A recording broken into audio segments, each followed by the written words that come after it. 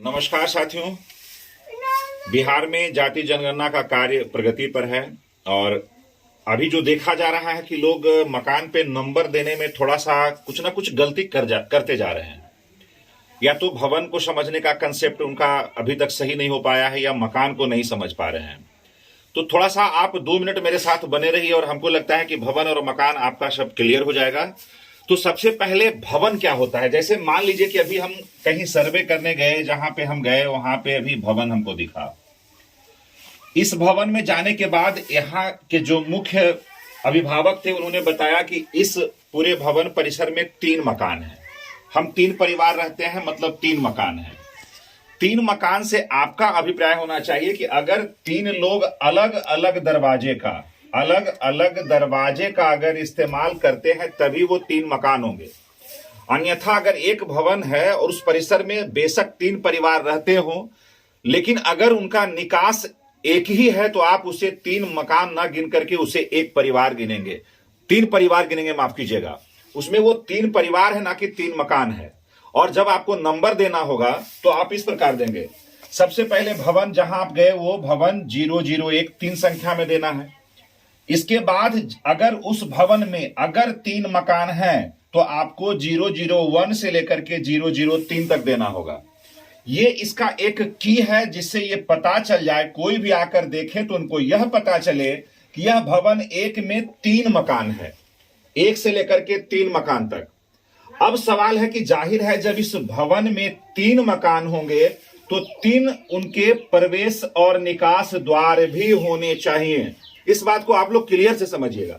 और 3 जब इसके निकास द्वार है तो एक मुख्य निकास द्वार पे तो हम इस चीज को लिखेंगे, जो भवन का मुख्य कोना होगा जहां लोग आते जाते हैं, ज्यादा देखते होंगे, उस भवन के उस मुहाने पे हमको ये की देना होगा। इसके बाद उसी के दरवाजे के दूसरे तरफ हम लिखेंगे, एक चौकोर बॉक्स में हम गण लिखेंगे। गण मतलब गणना किए गए मकानों की संख्या। गणना का सीधा संदर्भ मकानों की गिनती से है। तो हम पहला मकान के लिए गण 001 डालेंगे।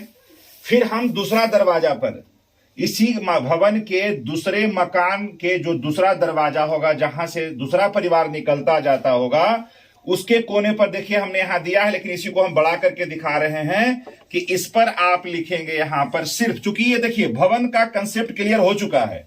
इस भवन में 3 दरवाजे हैं तो एक तो ये हो गया। दूसरे दरवाजे पे हम फिर से लिखेंगे गण, डैश देंगे और 002 लिखेंगे। पुनः हम तीसरे दरवाजे पे जाएंगे।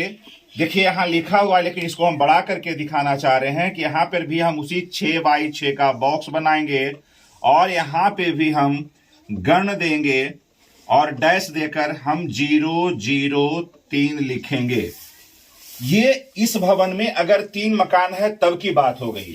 आप जहां जाते हैं उस भवन परिसर में एक ही निकास है, एक ही मकान है। जैसे मान लीजिए हम भवन 2 में गए, ये भवन संख्या 2 है, तो इसके मुख्य दरवाजे पे एक बॉक्स बनाएंगे और इसको हम फिर बड़ा से बना रहे हैं। ये भवन संख्या 002 हो गया। ऊपर का कंक्लूडेड है कि ये भवन संख्या है। नीचे में अब हम 3 मकान तक पहुंच चुके हैं। अब मेरा चौथा मकान है और इसमें मात्र एक मकान है, तो हम इस ब्रैकेट में 004 लिखेंगे। चूंकि यह की है, लेकिन हमको इसके बाद उसी के बगल में अथवा इधर भी हम लिख सकते हैं। हम इसको लिखेंगे गणना, मकान संख्या गण दे करके फिर हम उसको 004 लिखेंगे और इसको 6x6 में इसको भी हम घेर देंगे। इस तरह से हमारा जो भवन पे जहां भी हम जाएंगे गणना करने, मकान पे नंबरिंग हम इसी प्रकार से करेंगे। हमको लगता है अब किसी भी साथी को इस पर कोई डाउट नहीं होना चाहिए। धन्यवाद।